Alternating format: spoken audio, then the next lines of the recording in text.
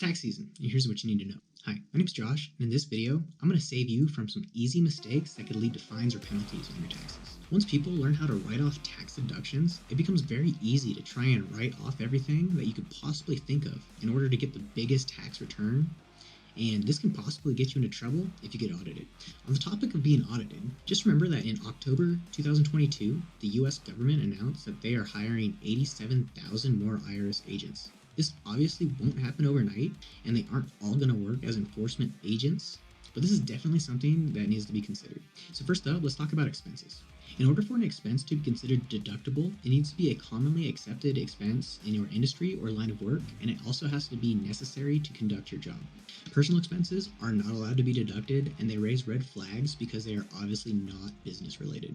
Here's a few reasons why people get in trouble for claiming expenses.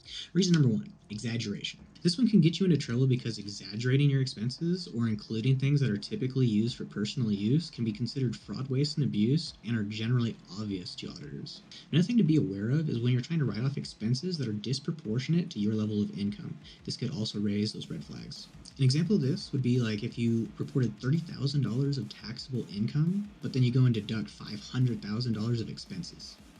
This could make sense, possibly, for like a business owner, but it may be hard to justify for individual filers, especially if it's been done multiple years in a row. Reason number two, unnecessary expenses. It may be reasonable for someone who owns an electronics store or a mid to large Bitcoin mining rig to spend $50,000 of electronics, but unnecessary for someone who just trades stocks at home. If you could justify that amount as necessary and you have the documentation to back that up, then you really don't have anything to worry about on this one. Reason number three, misreporting. This is probably one of the most dangerous ones that you could do, and it can come with fines, penalties, and or jail time for fraud and tax evasion. Even if you have a large tax burden, there are legal things like tax credits or deductions that you could do to lower the overall amount that you owe. If you want to see what some of those are, when you're done watching this video, go down to the pinned comments and watch the video I have there. Alright, now let's talk about some of the common deductions that will get you in trouble. Number one, travel expenses. It's pretty typical for people to write off fuel, plane tickets, hotels, or whatever for business trips, but this only applies if you're self-employed and you travel for your business. Some people get into trouble because they try and claim vacations as business trips.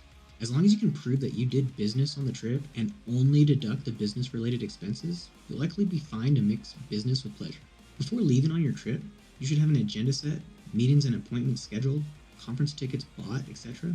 And if you have emails or receipts with date stamps, they can easily justify this trip then.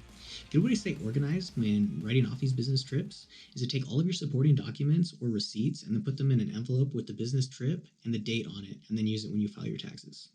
Number two, cell phone expenses. It's pretty easy to claim your phone bill as necessary because most people use their main line for everything these days. This becomes a gray area though when you mix your business with personal uses on that line. The easiest way to avoid the tax implications is just buy a second phone and use that for business only. You could also do a bunch of math and figure out what percentage of your personal line you use for business and then deduct that percentage from your taxable income. Most people, however, are either too lazy or they don't have the time or patience to do this. And if you want to roll the dice and just estimate that percentage, it's cool too, just hope you don't get audited. Number three, the home office deduction. The first step to claiming this deduction is to have a separate room or section in your house that you use for business only. This doesn't mean that adding a desk and computer to your living room counts as an office, but I'm not 100% sure how the IRS would actually verify this unless they rated your house and measured your office space. Number four, family salaries and wages. All I really have to say about this one is that if you're paying a family member a salary, make sure that it aligns with their age, competence level, and that it's the similar pay that someone else would earn for doing that same job. This is a good way to save on taxes and keep money in the family while teaching your kids about business and work ethic. But it's kind of hard to justify paying an 8-year-old $90,000 every year to manage your balance statement or to file your taxes. Number five, clothing expenses. Clothing that you can wear outside of work does not count as a write-off. So if you're buying a $5,000 suit that you wear to your law firm, that doesn't technically count. What you can write off though are uniforms that you wear specifically at your place of work that you're not just going to go out to the club in. You could also probably get away with writing off clothing with your company's logo on it that you would wear at a business function. I've got a link to the full list of all of the IRS deductions, forms, and their instructions in the description below. And watch this video next if you want to see some commonly overlooked deductions that can maximize your return. And if you found this video useful, subscribe and give it a like so that YouTube will share it with more people.